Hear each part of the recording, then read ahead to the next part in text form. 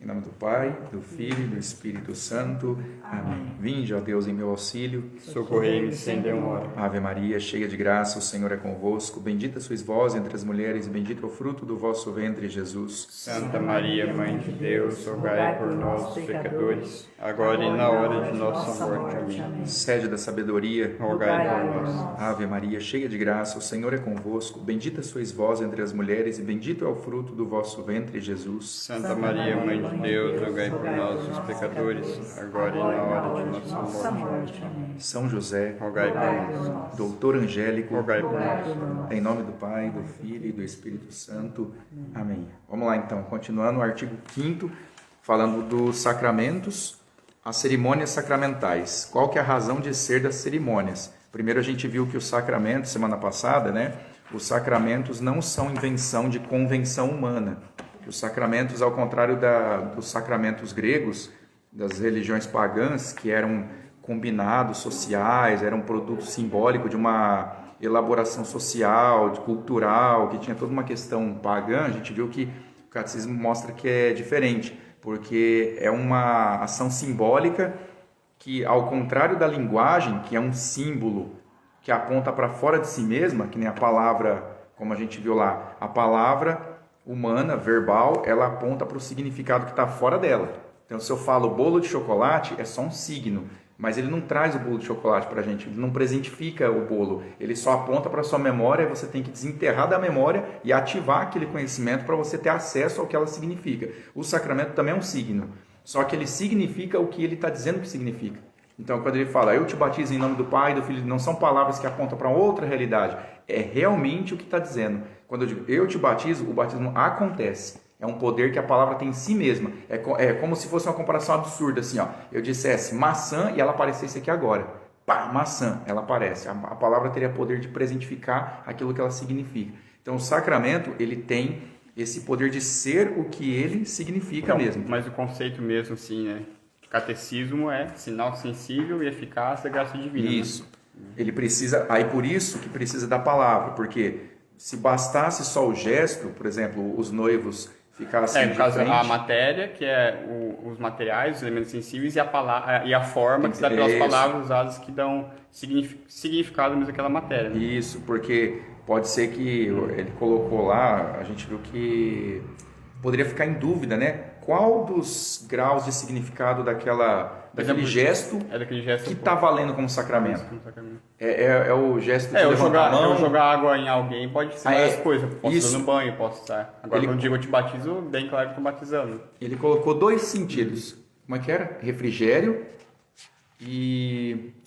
qual que era o outro? Purificar, lavar. Então a água pode refrigerar o corpo, refrescar ou pode lavar. Qual dos 2 sentidos é o sacramento do batismo? Aí precisa dizer, eu te batizo. Ou seja, precisa mostrar que o sentido não é refrigerar a alma, é purificar a alma. Então precisa da palavra, da forma verbal, para aquela matéria, que é a água, fazer realmente o que ela significa. Porque se você realmente só lava a alma, se você só ficar usando ali, pode ser que está lavando a mão, mas não significa nada. Toda vez que eu lavo a mão para comer, no almoço, não quer dizer nada. Agora, no batismo é um sacramento, que no latim é mysterium, no grego é sacramentum. Então, sacramento e mistério tem a ver com algo que excede, que transcende, na verdade, É um mistério, porque transcende a razão.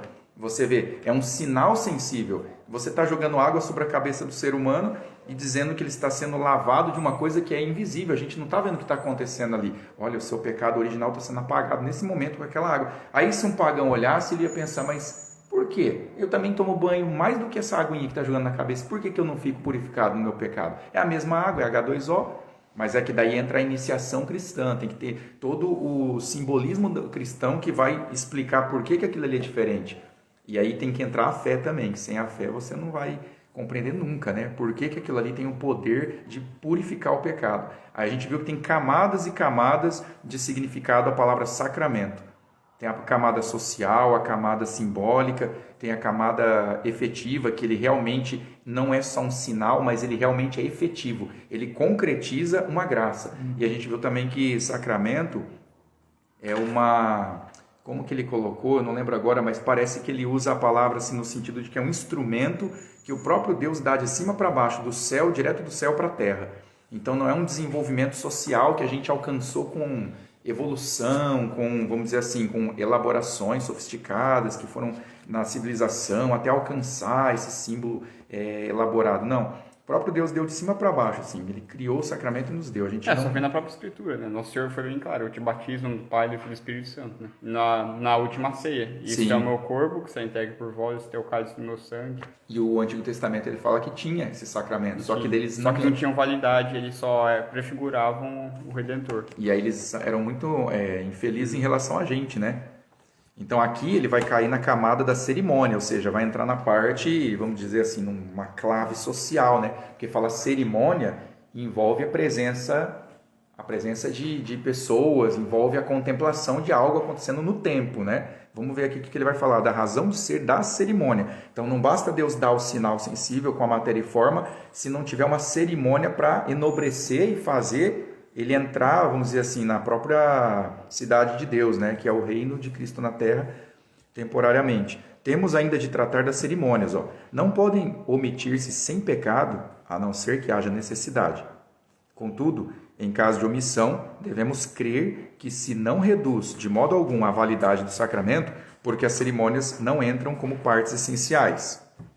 Desde os primórdios da Igreja, sempre se observou o costume de administrar-se os sacramentos com certas cerimônias solenes. Primeiro, era muito conveniente usar certos ritos solenes na administração dos sacramentos, para que assim dessemos prova de tratarmos santamente as coisas santas. Então, tem a ver com testemunho também. Porque Deus pega muito no nosso pé com não ser fé de apenas crer no coração, mas pronunciar com a boca também, né? Então, a cerimônia é uma forma de manifestar o sacramento, que é o distintivo do povo de Deus. Depois, as cerimônias se tornam mais claros e quase visíveis os efeitos dos sacramentos e incutem mais ao vivo, no ânimo dos fiéis, a noção de sua santidade. Afinal, quando são religiosamente observadas, as cerimônias despertam nos corações sentimentos sobrenaturais. Quando são religiosamente observadas. Isso aqui também entra a gente pensar no rito novo da missa e a forma como ele é tratado. A forma como a cerimônia é tratada não desperta, pelo que a gente comprova empiricamente mesmo, que não desperta piedade nem no sacerdote, nem freis, ninguém. Pelo contrário, desperta a dispersão, na verdade, né? Isso aí que pode usar dessa forma, despertar a dispersão, mas provoca a distração, provoca o distanciamento de qualquer sentimento piedoso. Porque, de propósito, eles colocam o profano dentro da liturgia, né? Na música, na vestimenta, no gesto, na arte, tudo profano. Então, aqui. Então, quando é observada a cerimônia religiosamente, elas despertam nos corações sentimentos sobrenaturais. Como que é isso? Um sentimento sobrenatural. E afervoram os participantes na prática da fé e da caridade. É por isso que é importante pegar na tônica de buscar a missa tradicional. Por quê? Porque ela é uma representação fiel da graça que ela significa. E é porque, tipo assim, por exemplo, eu posso, sei lá, essa água mesmo que o Linda trouxe, pegar a água aqui, se tivesse uma bebê aqui, batizar. Eu te batizo no Pai, do Filho e do Espírito Santo. Iria acontecer o batismo, né? Sim. Deus iria com a sua graça, infundir a graça na alma daquela criança que eu batizasse, dar fé. Mas assim, primeiro que não era se não fosse emergência, estaria até pecando, porque eu não posso fazer isso. Qual que foi o ritual que eu utilizei? Agora, se há um sacerdote faz todo o exorcismo, o ritual, e no final ele pronuncia a forma, é outra coisa, porque dá um maior significado realmente. Claro, a matéria e a forma vale por si só, né? Sim. Mas dentro de um rito, é muito mais valorizado aquilo. É a plenitude dele, né? Exatamente, da mesma forma a própria missa. Um sacerdote, ele pode simplesmente pegar um pão e um vinho, do nada consagrar. Esse é meu corpo e vai ser válido. Tipo, vai ser realmente o poder exerce ali, o poder exerce. Mas ele não pode fazer isso fora de uma missa, fora de um rito específico que a igreja determina, né? É que nem senão banaliza também. Sim, é que nem um livro, você pode arrancar a introdução, o índice, você pode arrancar tudo e deixar só o miolo do capítulo de um livro, mas aí ficaria meio esquisito, porque você fala assim, não, a parte principal está aqui, é o essencial, é o que o autor pensou, a teoria dele está na página 30 até a 37, beleza, mas só que o livro não é isso aí, o livro é tudo. É a preparação, é o índice que vai mostrar o que tem em cada página, depois é considerações finais, é um corpo, é um produto fechado, né? Ele tem começo, meio e fim. Assim como a nossa alma, não somos nós, a nossa alma. Eu sou meu corpo também. Eu não posso dizer que eu sou minha alma. Não, minha alma, o que importa é o corpo, eu deixo morrer de fome, não estou nem aí para ele. A carne não posso criar essa disparidade, né? Uma adversidade extrema entre o corpo e a alma, por mais que exista de fato uma briga, mas essa briga não é absoluta, né? Porque a gente estaria entrando na gnose aí. Mas aqui ele vai colocar assim, ó, obrigação de explicá-las, né? Qual que é a obrigação? Ainda acho que eu pulei uma... Pela tá evidência certo. dessas razões. Tá certo, né? Pela evidência destas razões, ó, o padre ajuizará quanto lhe importa instruir bem os fiéis para que compreendam as cerimônias na administração de cada sacramento. Aí vem o número dos sacramentos. E aqui a RC significa atenta, né? A seguir, deve indicar-se o número dos sacramentos. Esta explicação tem a vantagem de levar o povo a engrandecer a singular bondade de Deus para conosco. E ele o fará com tanto mais fervor da alma, ao reconhecer quão abundantes são os auxílios que Deus aprestou para a nossa eterna salvação e bem-aventurança. São 7 os sacramentos da igreja, oração absoluta, né? Ponto final. 7. Disso temos prova nas Escrituras, na doutrina tradicional dos Santos Padres e na autoridade dos concílios. São 3 fontes inequívocas, né? E todas inspiradas por Deus. Razão de serem 7. Por que é 7? O catecismo se preocupa até em explicar a numeração. A razão de não ser maior nem menor o seu número, podemos mostrá-la de modo provável por uma analogia entre a vida natural e a vida sobrenatural. Para viver, conservar-se, levar uma vida útil a si mesmo e à sociedade, precisa o homem de 7 coisas: nascer, crescer, nutrir-se, curar-se, quando adoece, recuperar as forças perdidas, ser guiado na vida social por chefes revestidos de poder e autoridade, conservar-se a si mesmo e ao gênero humano pela legítima propagação da espécie. Então, olha só, ele enumera analogamente, né? O nosso itinerário existencial se subdivide em 7 etapas, né? Não assim sucessivamente, mas, por exemplo, adoecer pode acontecer, pode não acontecer, né? Depende do tempo, das condições, mas é uma subdivisão. Todas estas funções também se adaptam, indubitavelmente, àquela outra vida pela qual a alma vive para Deus. Dessa correlação se pode, obviamente, inferir o número dos sacramentos. O que acontece na vida natural vai acontecer de modo na vida espiritual, só que mais aperfeiçoado ainda. Da mesma forma porque a graça não tolhe a natureza, né? Ela aperfeiçoa. Ela pressupõe. Né? Pressupõe a natureza. Que nem, se eu adoeço no corpo, isso é uma coisa natural, vamos dizer assim. Agora, o batismo, a confissão, vai ser o extrema-unção, vai ser o que o médico faz analogamente, só que muito mais... A alma do que o corpo. Vai ser sobrenatural. Sim. É uma medicina sobrenatural, superior, portanto, né? Só que se a gente for ver, quando chegar nessa emoção, a gente vai ver que um dos efeitos dela é a possível cura do corpo. Ela, de fato pode, mas não é necessário. Sim. Não necessariamente. É porque ela é tão eficaz que se for do agrado de Deus, se for... A pessoa pode ser curada depois. Se ele achar necessário, né? Então, assim, a sua enumeração. O primeiro é o batismo. A bem dizer, a porta dos outros sacramentos e pelo qual renascemos para Cristo. Depois vem a confirmação, por cuja virtude crescemos e nos fortalecemos na graça divina. Então é como se fosse uma ênfase, sublinhando, né, o batismo, dá aquela marca-texto assim, no batismo e reforça, daquela tônica. Como observa Santo Agostinho, ó, só depois de batizados é que Nosso Senhor disse aos apóstolos, abre aspas, deixai-vos ficar na cidade, até serdes revestidos da força que vem do alto, ou seja, confirmação. Então existe como se fosse assim, é como uma vacina, tem a primeira dose e tem a segunda. É na segunda que você imuniza. Então ela fala, não, estou batizado, estou dentro, só que eu estou fraquinho. Eu preciso daquela confirmação. Ela dá a maturidade da vida espiritual, né? A plenitude. Isso, na hora que você fica adulto, você vai lá, confirma o batismo. Se amadurece, é alimento sólido agora, né? Até a catequese dá mais ênfase depois da crisma, você didaticamente tem que pegar mais pesado.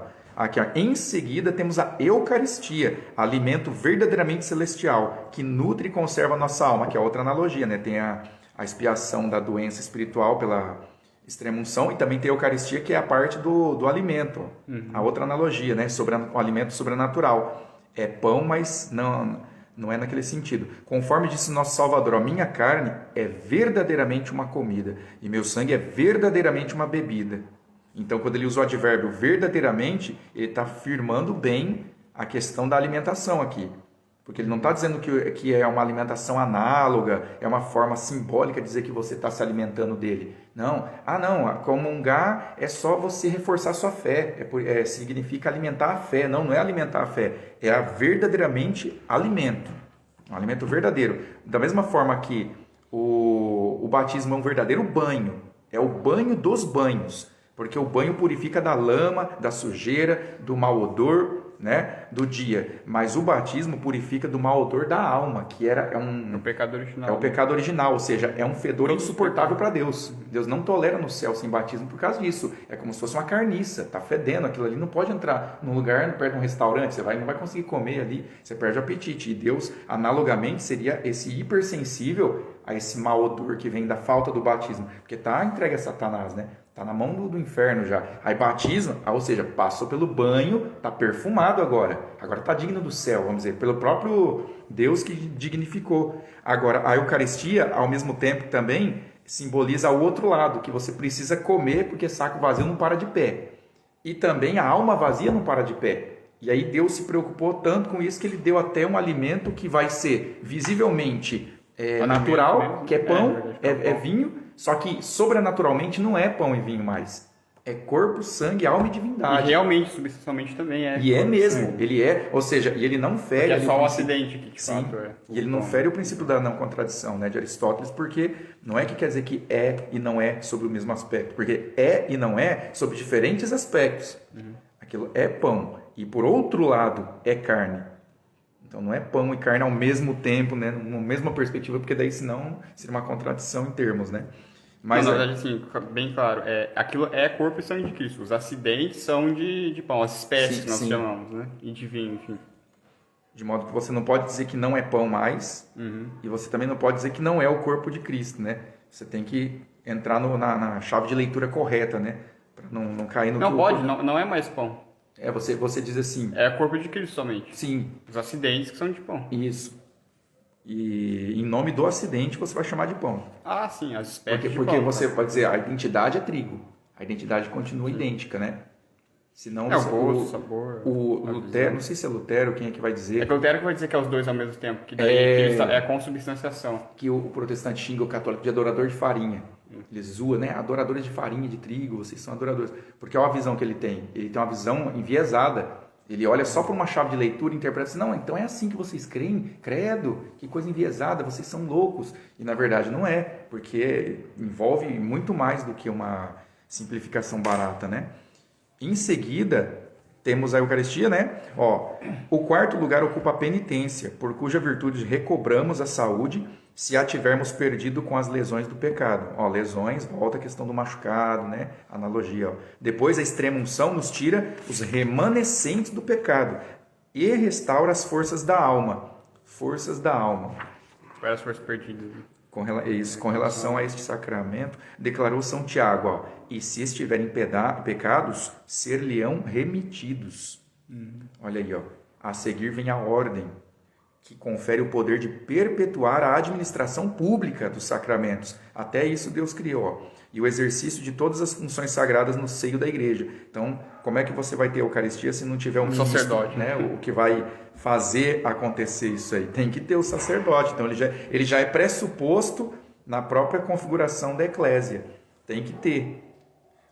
Como derradeiro, existe o matrimônio, instituído a fim de que a legítima união do homem com a mulher procedam filhos e sejam piamente educados para o serviço de Deus e para a conservação do gênero humano. Ou seja, sempre existiu o matrimônio, porque é da natureza que o macho se una com a fêmea para procriarem e ter a prole. Mas aí Cristo vai e dignifica o matrimônio sobrenaturalmente. Uma coisa que os cães, gatos, as vacas fazem, o ser humano também faz, só que a diferença é que a partir de Deus, esse ato que é natural se torna sobrenatural. É porque daí São Paulo diz, amai-vos, homens, amai-vos suas esposas como Cristo amou a igreja. É um amor que transcende o amor carnal, não é só um respeito humano. Eu não amo minha esposa só porque estou apaixonado por ela. Não, é porque eu vejo nela uma via de santificação por essa vertente sacramental, Aí vê, diferença dos sacramentos. Aí vem as diferenças, quanto à necessidade, Vamos ver, qual que é mais necessário? Será que tem distinção? É menos necessário que o outro? Como é que o catecismo ensina? Há, porém, um ponto que reclama muita atenção. É que todos os sacramentos comportam em si uma virtude admirável e divina, mas nem todos são igualmente necessários, nem possuem a mesma graduação e finalidade. Então tem um adendo aqui, ó. Entre eles, existem 3 que são considerados mais necessários que os outros, embora não o sejam por razões idênticas. Então não é no mesmo aspecto, né? Do batismo, por exemplo, declarou nosso Salvador ser absolutamente necessário para todos os homens. Então, ó, advérbio absolutamente quer dizer que é inegociável, não tem desculpa. Suas palavras são as seguintes: quem não renascer da água e do Espírito Santo não pode entrar no reino de Deus. Então é condição sine qua non. Sem essa condição não tem céu. Não tem jeito, é que nem é o bilhete lá para entrar no cinema, o passaporte, né? Para você ir para um país tem que ter o passaporte. Não adianta entrar. Não, mas eu sou amigo do piloto do avião, deixa eu entrar, eu conheço ele, ele me conhece, pode perguntar para ele. Não, não tem conversa. Você não vai entrar assim. Você também não vai chegar no céu com jeitinho. Mas, Senhor, eu sou um bom, eu dei esmola. Olha, eu amei minha esposa, nunca traí, nunca menti. Mas espera aí, você tem o que eu exigi como passaporte, que é o batismo? E se você não tem, vamos analisar se é culpa sua você não ter. Porque, ai de ti se for culpa sua. Não adianta você dar essas justificativas aí. Porque se você tiver culpa em não ter o batismo, então já era. Aí já era mesmo. Porque é muito difícil se salvar com o batismo, ainda mais sem ele. Ainda mais sem ele. Aí lascou mesmo. É só Deus na causa e aí ele que vai ter os mistérios dele, né? Mas olha, a penitência só se faz necessária para aqueles que após o batismo tiverem contraído algum pecado mortal. Olha que interessante, né? Por isso que fala que não tem a mesma necessidade no mesmo aspecto. Não poderão escapar à eterna condenação se não expiarem devidamente os pecados que cometerem. Ou seja, é claro que, como é que a gente vai ter certeza, né? A gente precisa confessar justamente para não cair no pecado mortal.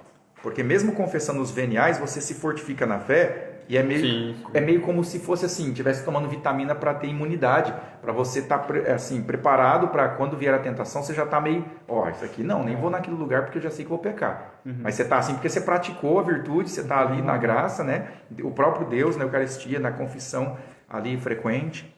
Aí, porque uma pessoa pode ler isso aqui e falar, então não preciso, se eu não tiver pecado mortal na consciência, eu não vou nem marcar confissão, não vou nem falar com o diretor espiritual, nem vou procurar. Aí que tá, aí o diabo entra. Então é isso aí mesmo, você não tem pecado. Você não peca. Para falar a verdade, você não tem pecado. Você está na graça abundante, você já está salvo. Daqui a pouco a pessoa está com um pensamento ali de autossuficiência sacramental, né? De espiritual. O cara já está Superman. Olha lá, quanto à ordem, a necessidade é absoluta.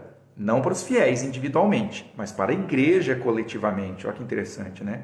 Ninguém precisa ser padre para se salvar, mas a igreja precisa ser sacerdote para continuar com a sua missão de salvação das almas. E aí que vem a dicotomia, porque daí os Eu não preciso ser padre para me salvar, eu preciso de um padre para me salvar. Né? Aí fala assim, mas o padre sai da sociedade civil. E aí você fala, peraí, então o padre vem do povo, ele não vem de um outro lugar alheio ao povo, então ele tem que sair do povo. Só que o povo não tem obrigação de ser padre. Sim. E aí a dicotomia, porque fica aquela coisa no ar assim, então cabe ao discernimento individual de cada um rezar muito para ter uma intimidade com Deus, no sentido de ser um verdadeiro amigo de Deus, para falar assim, a minha consciência me diz que eu preciso ser padre. Eu me sinto tocado para ajudar esse povo, eu quero ser um veículo na mão de Deus, eu quero ser aquela mão de Deus na terra para consagrar. Tem que ter esse chamado, senão não vai. Porque se depender da vontade assim, humana espontânea, assim, como é que a pessoa vai querer ser um sacerdote do nada? Não tem como, né? Porque a nossa inclinação é o pecado, se for analisar, né? Imagina um sacerdote que vai se matar literalmente para o mundo. Ele se mata em Deus, né? Porque ele está de preto de luto. Eu morri para o mundo, eu sou daqui. Eu sou um alienígena aqui. Literalmente, sou um estrangeiro. Porque a gente já é, enquanto batizado, né? A gente é estrangeiro. Aqui a gente está como peregrino e... Como é que usou lá a palavra? Era forasteiro? Acho que era forasteiro que falou, né? Nós temos que nos considerar forasteiros, fora da nossa pátria. Então, tudo que a gente tem em casa, esposa, como São Paulo fala, quem tem esposa como se não tivesse, quem tem bens como se não os tivesse. Você fala, a perspectiva do cristão é diferente. Ele olha para todas as coisas que ele tem e fala assim, é tudo emprestado. A mesma sensação que um funcionário público tem que ter com o notebook, com aquela etiquetinha do Estado, ele tem que ter isso aí. com a etiquetinha de Deus. Falou assim, ó, tudo que eu tenho, até meu corpo, tem a etiqueta de Deus. Falou assim, isso aqui não é meu, isso aqui é dele, então tem que cuidar, porque ele vai pegar de volta. E quando ele pegar de volta, vai ter o tribunal lá, vai ter toda uma contabilização lá. Então, quem acha que é chato as ciências contábeis, que o contador lá que faz tudo na ponta da caneta acha chato, fala assim, você não sabe de nada, você não sabe como é que vai ser Deus. Na hora que ele passar o pente fino, que vai ser uma coisa que, assim, o contador... Um fio de cabelo. Fala, cada fio de cabelo vosso está contado, Cristo falou. E a gente viu no credo ali, no artigo da ressurreição da carne, que a gente vai recuperar tudo que é necessário para a nossa compleição perfeita. Então, cada fio de cabelo que a gente perder, vai recuperar na ressurreição aquele exato fio de cabelo, nem mais e nem menos. Então, imagina a retribuição das obras. Até aquele pensamentozinho que você acha que ficou ali no subconsciente ali, Deus vai colocar no telão da existência, assim, ó, olha aí o que você fez. Ixi, todo mundo vendo, né? A senhora vendo, São Miguel vendo, todo mundo falou assim, e agora? Então, por isso que é muito sério, né? E, infelizmente, o mundo moderno perdeu completamente a noção moral e espiritual das coisas. Essa dimensão que a gente está vendo no catecismo aqui, ela não existe mais. Ela está adormecida pela apostasia que há muito tempo já vem aí dentro da igreja, né? Não estou nem falando do mundo, estou falando dentro da igreja não existe noção de céu, inferno, purgatório mais, acabou. Você falar essas coisas são palavras vazias, assim. Falar com um padre, você diz, não, padre, e o que eu faço para escapar do inferno? Ele ouve isso, você fica assim, olha, não é nem julgando o padre, mas julgando a sociedade do jeito que está hoje, né? Julgando a condição nossa. É meio difícil acreditar que o padre vai entender o que você está falando. Não dá para ter expectativa de que ele vai assim, apreender como um Tomás de Kempis aprenderia. Como Santo Agostinho aprenderia e te devolveria na mesma hora. Ó, o quê? Como que você faz para evitar o inferno? Ele já ia te dar na hora, assim, uma resposta concreta, prática, útil, eficaz e piedosa. Ele já ia te dar na hora, porque ele está vivendo aquilo. Agora você fala isso com um padre diocesano que está cheio de burocracia na cabeça. Padre, como é que eu enfrento o inferno? O que eles pensam? O que é inferno para eles? Inferno? Inferno é, sei lá, imposto de renda, essas coisas aí. Inferno, como diz os freios, né? Inferno não existe. Existe, está vazio. Se existir, está vazio. Já a frase do aquele protestante, né? Que fala, Bultmann, quem que fala isso aí? O Karl Rahner. Acho que são os modernistas. É um desses daí que falava essa frase aí. Aí o Freire aqui falava, ele lia direto, né? Livro de cabeceira dele. Fazer o quê, né? É duro. Então, ó, aí ele vai falar assim, todos esses aspectos... ou melhor, dignidade, né? Quanto à dignidade, ó, se porém atentarmos à dignidade dos sacramentos, a Eucaristia sobrepuja a todos os demais. Olha que interessante, o batismo é a porta, sem a qual não tem como. Só que depois que entrou, você vai perceber que a Eucaristia está sobre o batismo até, né? Porque é o próprio Deus ali. Então é graça, né? É como se fosse assim, o batismo é subordinado à Eucaristia, porque você precisa batizar para você poder comungar. Na verdade, todos os sacramentos subordinados. Todos eles, é como se ela fosse o sol, né? O resto é tudo planeta, né? Tudo girando em torno, assim, ó, precisa dela. Então, sobrepuja, sendo-lhes muito superior pela santidade, número e grandeza de seus mistérios. Excede, né? Todos esses aspectos serão mais fáceis de compreender quando a seu tempo explicarmos cada um dos sacramentos em particular. Então aqui é uma visão genérica, né? Então ele vai para o número 8, ó, ministro dos sacramentos. Quem é? O ministro divino. Vamos começar pelo ministro divino. Agora temos que ver de quem recebemos estes sacramentos e divinos mistérios, da onde que vem a procedência. Não padece dúvida, uma dádiva preciosa cresce muito de valor em razão da dignidade e excelência de quem faz o presente. Nesta ocasião, a resposta não oferece dificuldade. Se Deus é quem justifica os homens e os sacramentos são os maravilhosos instrumentos para se adquirir essa justificação, força é reconhecer, ou seja, é de concluir que o único e o mesmo Deus opera por Cristo a justificação e produz os sacramentos.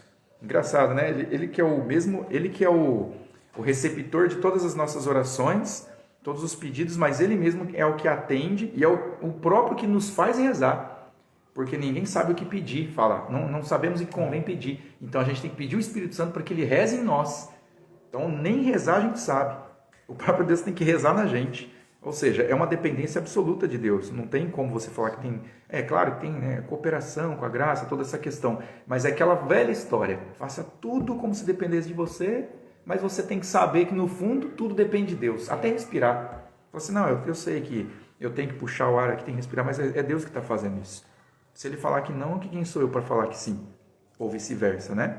Então, se ele que vai fazer por Cristo. não é falar, é Santo Tomás que fala, né? Tudo aquilo que a gente faz de bom é Deus que faz em nós. E tudo aquilo que a gente faz de ruim Esse é é nosso. única e exclusivamente responsabilidade nossa. É a única coisa que você fala assim, ó, tem impressão digital. Exatamente. É só o pecado. É o erro. Porque a impressão literal que eu tenho não é Humana. minha também. Deus que deu. Ele que desenhou. Não foi o acaso, não foi nada. Ele que fez. Eu falo, mas então o que eu tenho de meu? Então, que eu posso me orgulhar e apresentar para Deus assim, vou dar uma bandeja para ele de presente. E o duro é que a única coisa que eu tenho é a coisa mais feia, mais nojenta, mais repulsiva que eu poderia oferecer e que eu não gostaria que ninguém me desse. Então, olha que coisa, né? Fala assim, rapaz, então fica difícil. Por isso a importância da humildade, né? Então, porque você fala Porque assim... o bem que você faz é Deus que faz você. Eu quero fazer uma coisa boa. Aí você pensa, mas peraí, eu quero fazer uma coisa boa. Na hora que você lê isso aqui, aí você pensa um pouquinho, ixi, lascou, porque eu não sou capaz de fazer uma coisa boa. Não tem jeito. Como é que eu vou fazer uma coisa boa? A partir da onde? O que tem em mim que é bom que eu vou poder fazer a partir disso? Não tem. O que eu tenho, que eu sei que é meu, é uma inclinação maldosa para fazer o pecado. Isso aí eu tenho. Eu sei porque eu sinto, eu vejo. Dentro de mim eu percebo a inclinação, eu vejo a tentação, eu vejo aquele gostinho de querer ir na direção e vejo o incômodo inicial que é tentar lutar contra isso. Que é a hora de, minta. Aí você fala, cara, se eu não mentir, eu vou me enrascar, mas eu vou ter que falar a verdade. Ou seja, incomoda você saber que tem que falar a verdade. Seria mais fácil mentir naquela ocasião. Agora eu poderia deixar esse a fazer. É minha obrigação. Podia deixar para depois. Não, vou ter que fazer. Então isso incomoda. Então, mas quem diz que somos nós que estamos tendo essa ideia de ir na direção oposta ao pecado? Será que vem da gente isso? Não é o próprio Deus nos cutucando com o anjo da guarda ali, falando, não, você tem que fazer isso. Aí ele nos perturba, fala, não, o certo é esse. Aí a nossa inteligência, o certo é esse. Que droga, não tem jeito, vou ter que fazer. Aí você sente esse incômodo. Por que incômodo? Porque o seu agrado não está nisso. Se fosse, a gente não teria mérito também. Se eu tivesse agrado em fazer coisas da santidade, eu tenho agrado em ir para a missa, eu tenho agrado em ficar de joelhos 4 horas, eu tenho um agrado em rezar 5 rosários por dia, eu tenho um prazer assim melhor do que assistir Netflix em ler a Escritura. Mas então o que você merece? Se é tudo de graça para você. Agora, se você se incomoda ao ter que fazer essas coisas, é porque você tá reconhecendo que esse é você. Esse sou eu, aquele que se incomoda a ter que fazer coisa santa. Porque isso aí me perturba. Fala assim, isso aí não é da minha natureza. Deus me mandou fazer, Deus me mandou dar o bem, pagar o mal com o bem. Eu quero meter a mão na cara. Eu quero xingar de volta. Eu tô aqui no sangue, a flor da pele. O cara bateu, né? Bateu, levou. Mas aí Deus fala, não, você tem que fazer o oposto. Você fala, cara, como é que eu vou fazer o oposto? É como você tentar remar contra a maré mesmo. Porque a maré nossa é pro pecado. Mas é o certo, né? E é o certo. Ou seja, você tem que ver que São Paulo fala que há duas leis dentro de mim, a do espírito e da carne. Há uma lei que me puxa para fazer o errado e tem um espírito meu que sabe o que é certo e quer o que é certo, mas nunca faz o que é certo, faz o que é errado. Aí ele dá aquela série. O bem que eu quero, eu não faço. O mal que eu não quero, este eu faço. Aí ele fala, quão terrível, ai de mim, infeliz de mim, estou dividido. Uma coisa assim, infeliz de mim, estou dividido. Como é que eu faço, Senhor? Ele fala, né? Então, o próprio São Paulo, que tinha todos os carismas, que foi agraciado com todos os carismas. Cristão vê essa realidade, né? E ele então, aí você vê que o próprio São Paulo, que é um herói na fé, é um personagem assim singularíssimo, admirável, porque dentre todos os apóstolos, a gente pode até dizer que ele é o que mais assim, se destacou, né? Do ponto de vista doutrinal, que mais escreveu carta, o que mais fez apostolado, vamos dizer assim, do ponto de vista público, visível, coragem, bravura. Ele se destaca, né? E olha o que ele falou. São Paulo, naquela bravura, tinha dom de língua, tinha dom de traduzir a língua, ele tinha profecia, ele tinha dom de curas, ele tinha as 4 virtudes, ele tinha as 3 teologais, as 4 cardeais, ele tinha tudo, e ele falava, eu tô lascado, porque eu não faço o bem que eu quero. Ele dizia isso, eu não faço o bem que eu quero. Nossa, mas se São Paulo não consegue fazer o bem que ele quer, e eu, que nem sei direito as passagens da Escritura, e ele tinha tudo de cor, ele sabia tudo, ele escrevia inspirado por Deus. Ele escrevia. Ele não só lia a Escritura como leitor, como nós, como ele era um dos co-autores da Escritura. Não, eu tenho minha assinatura ali, eu sou participante do livro de Deus na Terra. Exatamente. E esse autor aí, que é o bambambam na nossa fé, ele falou, eu sou miserável, eu estou lascado, eu tenho um espinho na carne que Deus me deu uma bronca e disse que a minha graça te basta. Verdade, o espinho na carne. Senhor, eu reclamei desse espinho na minha carne, mas Deus não me deixou tirar. A gente não sabe, que até hoje, né? O povo debate aí o que era, se era uma pessoa, se era uma tentação, o que era, mas ele não recebeu a graça de tirar isso aí, porque Deus falou, ó, a minha graça te basta. Minha graça te basta, né? Então, olha só o que Deus disse para ele. Serve para a gente também, né? Às vezes a gente pede para Deus reclamando uma coisa. Se Deus falou isso para São Paulo, que era amicíssimo dele, amicíssimo. Imagina quando a gente está num pecado, assim, um acúmulo de pecados, mesmo que seja venial, né? A gente vai pedir para Deus, Senhor, tira de mim, afasta esse vizinho de mim, tira esse, eu quero mudar de emprego, Senhor, eu não quero passar por isso. Aí você lembra dessa passagem? Mas se ele falou aquilo para São Paulo, é melhor eu rezar mais, vou rezar mais e ficar na minha. Deixa porque, tipo, a graça de Deus vai te dar também, vai te fortalecer a suportar aquilo com a paciência e desenvolver nesse sentido. Talvez é justamente que é mais meritório do que ele simplesmente tirasse aquilo e qual seria o mérito de você. Porque se você está tentado na ira, por exemplo, uma pessoa que é irascível, uma pessoa fica irada, muito quebra a mesa, aí ele pede para Deus tirar a ira dele. E Deus, ao contrário, dá uma graça para ele ter uma força de vontade de ir contra toda vez. E sentir aquele incômodo, né? A ira vem, ferve, fica vermelhinho, mas ele não age, só que ele fica incomodado. Porque aquilo perturba ele. Ele fala, nossa, eu estou aborrecido porque eu me irei, eu não fiz, mas só que eu senti a ira. Senhor, tira essa ira de mim. Ele fala, não, eu vou te dar a graça que você teve ali. Essa ira eu não vou tirar não, porque esse procedimento de você lutar contra ela que está te ganhando méritos. Está te santificando. É justamente isso aí. Se eu tirar isso aí, lascou. Aí como é que vai fazer? Né? Então é as condições que Deus dá para a gente, isso aí leva a gente a refletir também, né? Uma coisa bem especial aí da caminhada. Deus não tira aquelas cruzes do nosso caminho. Pelo contrário, Ele dá a vontade de combater. Assim, ao contrário de correr da dor, eu tenho que abraçar a cruz.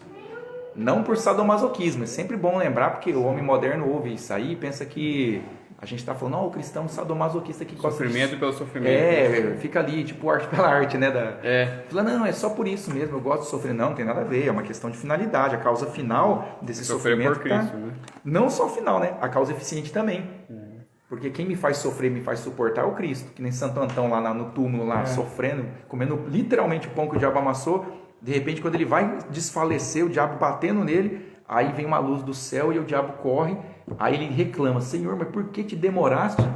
Ele brada assim com Cristo, meio ali ofegante, né? Depois de tanto sacrifício ali, lutando. Aí Cristo fala assim, mas Antão, não percebeste? O tempo inteiro que você conseguiu ficar de pé até agora, era eu. Como que você fala que eu não te ajudei? Então, é uma outra coisa para a gente pensar, né? Que Cristo está nesses detalhes aí também. Ele não vai livrar a gente como se fosse um anestésico, uma morfina espiritual que vai lá anestesiar nossas tentações, a gente não sente mais, né? Porque a gente acha que o santo ele era anestesiado, né? Ele não sente a tentação, ele é super, né? Ele é imune. Ele é imune à tentação. Na verdade, ao contrário, ele é o mais tentado por si. Ele é o mais tentado. E aí que está o negócio, porque ele é o mais tentado e ele só é santo porque é o que mais persevera levantando depois de cair. Inclusive um professor meu falou assim que chegou no mosteiro e tinha um amigo dele que era muito romântico. Ele fantasiava muito na cabeça de ir no mosteiro. Ele falou, nossa, os mosteiros, cara, os mosteiros lá, os monges, né? Eles só rezam, só rezam, só rezam. E aí ele ficou com essa ideia e ele foi com aquela sede para perguntar para os monges. A primeira pergunta que ele queria fazer é o que eles fazem lá dentro.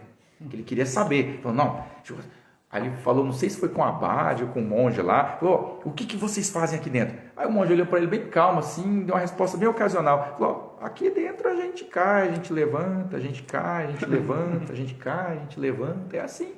Aí ele ficou assim, ué, é só isso? Aí o monge, não sei se tem uma continuação, mas provavelmente se ele falasse isso, se ele disse isso, o monge virava para ele e falou, mas só? Se não me engano, tem uma frase que eu vi, tipo, não sei se foi nesse texto do Facebook, assim, de leitura espiritual, mas que eu achei interessante, Papa João Paulo II, que ele mesmo fala, né?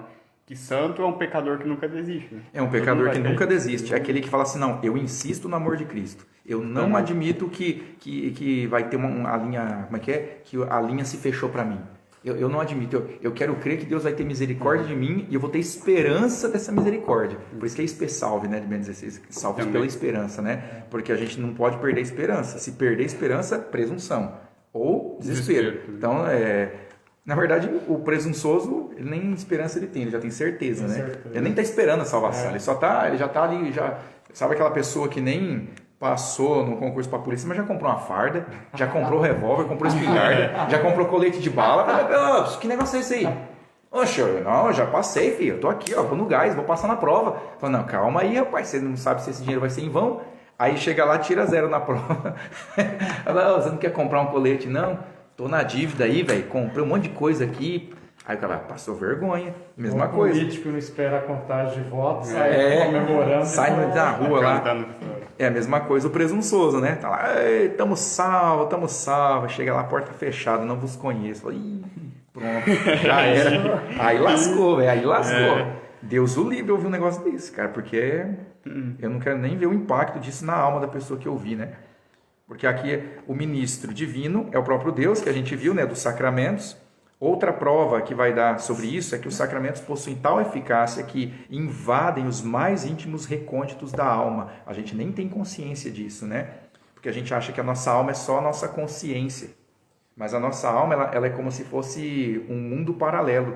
Porque a gente só consegue aprender coisas porque a nossa alma, a parte intelectual principalmente, nosso intelecto, ele consegue se moldar no formato das coisas. Então eu só consigo entender um conceito porque a minha alma, de alguma forma, São Tomás fala no livro De Magistro, que a gente vira aquela coisa dentro da gente. Em que sentido, né? É como se você tivesse um emulador. Você aprende a maçã. Você recebe dados externos da maçã como sabor, você recebe textura, você recebe a forma visual dela, o peso dela, você começa a ter uma série de informações, mas aquilo ainda não vai ser a maçã para você. Ela só vai ser a maçã depois que você consumir tudo e se processar, aí vai ter uma síntese dentro de você que os 5 sentidos vai virar uma coisa só, que é o conceito. O conceito vai ser uma nova maçã que vai surgir dentro de você. Essa maçã vai ser uma concepção da sua mente. A sua alma, na verdade, vai ter uma maçã em forma lá dentro. Vai ser como se você tivesse copiado a maçã para o seu sistema de dados.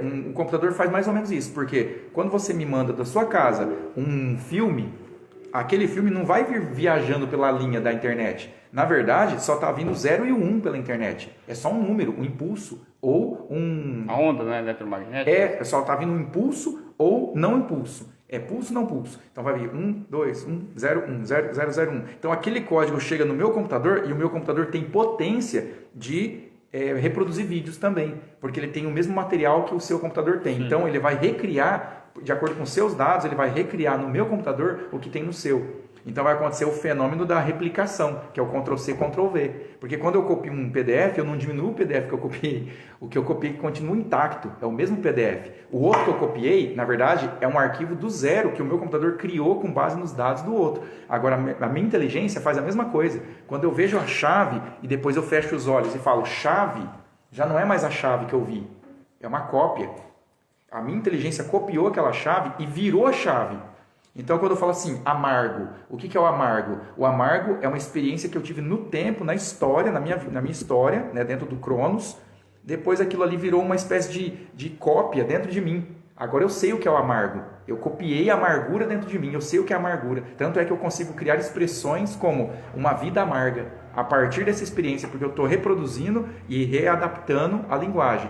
Então, São Tomás fala assim, que para ensinar alguém, você aponta sinais de fora, porque não tem como entrar na mente da pessoa e fazer o conhecimento entrar lá. Você tem que fazer ela despertar as potências que ela tem para aquele mesmo conhecimento. É a mesma coisa fazer o download. Você tem que fazer a pessoa se conectar com você pela linguagem e a partir dali, nessa sincronia, dentro de você vai despertar aquilo que você tem potência de reproduzir, porque a sua alma consegue ficar no formato. Sim. A minha alma consegue ficar no formato de qualquer coisa. Ela é a maior imitadora da existência, a alma. Ela imita tudo. Mas isso tem a ver também com os sentidos internos ou não? Tem a ver. Tem. Na verdade, né? Isso, porque os sentidos internos é o segundo passo dos externos, né? Sim. É tipo assim, é como se fosse a interface. A de fora vem os bits, os dados. Dentro é como se fosse o aplicativo funcionando. E quando você, por exemplo, fala assim, eu entendi uma frase de São Tomás. Quando você diz que entendeu o que ele disse, quer dizer que o conceito que estava na mente dele nasceu na sua mente também. Só que nasceu por meio dele, claro. Veio dele como causa eficiente, a fonte veio dele. Mas não é que ele veio pelo ar, voando, e ele abriu um buraco no seu cérebro e fisicamente ele entrou ali. Não, é que a sua alma, ela tem potência de achar aquela mesma forma. Ela está com uma massinha de modelar. Da mesma forma que a argila, ela pode receber qualquer forma física, triângulo, quadrado, a forma de um carrapicho, qualquer forma. Basta eu pegar um carimbo e bater assim em alto relevo e tirar. Quando eu tirar, o carimbo não vai ficar na argila, só que o formato que o carimbo tinha ficou na argila. Olha que interessante, se eu pegar essa chave e apertar numa argila mole e tirar, vai ficar o formato da minha chave na argila. Aquele formato não é a chave, mas agora a argila recebeu a forma da minha chave. Ela sabe como que ela é. É como se a nossa alma fosse essa argila. Tudo que a gente recebe fica no formato daquilo que a gente recebeu. Aí eu posso pensar, ó, um anjo, eu nunca vi, mas na minha alma eu tenho um conceito do anjo. Eu sei que é uma inteligência com vontade, só que sem corpo. Aí para eu entender isso, eu tenho que buscar em mim uma comparação.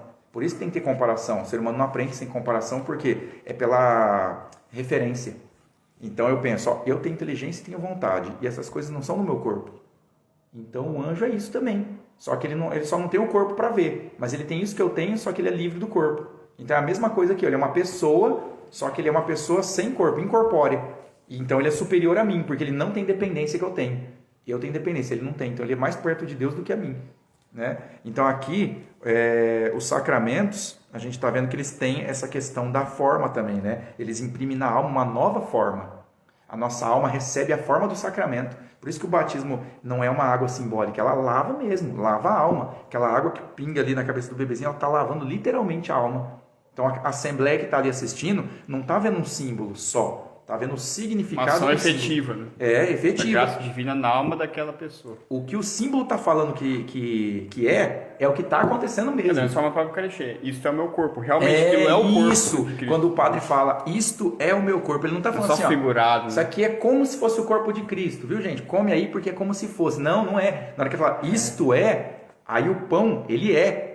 Então assim, fala, olha, isso não é pão, é corpo. Quando você usa o verbo ser, já atribui outro predicado ali. Então, olha a profundidade disso, hein? O negócio é tremendo. Então, a prova que ele está dando aqui, ó, outra prova, né? Ele possui tal eficácia que invade os mais íntimos recônditos da alma, como eu falei dessa questão também de dar forma, a gente não percebe isso, mas acontece invisivelmente. Ora, penetrar nos corações e nas inteligências é um apanágio exclusivo da onipotência divina. Então, nenhum anjo, nenhum demônio tem essa potência, essa capacidade de penetrar na nossa vontade. Ele não consegue, não tem acesso, mas Deus tem. Tanto é que quando a gente fala assim, Senhor, muda a minha vida, muda a minha vontade, que é perversa, para uma vontade piedosa. Eu quero querer o que o Senhor quer. Me faz querer o que o Senhor quer na minha vida e assim serei feliz. Só isso que eu peço, não peço mais nada. Você sabe o que você está pedindo, mas quem tem o poder de operar isso é só Deus. Mesmo você sabendo o que você quer, você não consegue mudar a sua mente. Você sabe que precisa disso, mas não tem o matéria-prima ali dentro. Você fala, que nem São Paulo, o bem que eu quero, que eu sei que eu tenho que fazer, eu não faço. Pedir, tipo, a ajuda da graça divina, né, no caso. O próprio Deus tem que vir em você e falar assim, tá bom, você está pedindo para querer o bem, então eu vou querer o bem dentro de você. Sim. Eu que vou querer por você. Então, na verdade, santidade nada mais é do que você voluntariamente largar o volante da sua vida e deixar Deus tomar a rédea ali.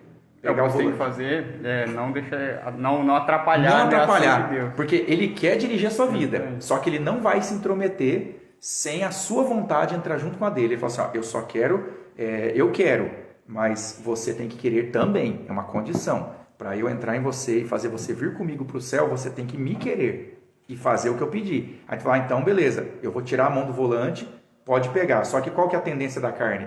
É o medo de acidente, o medo de você fazer um percurso errado, é não confiar para onde que vai se você não tiver com o volante na mão. Que esse é o medo do motorista.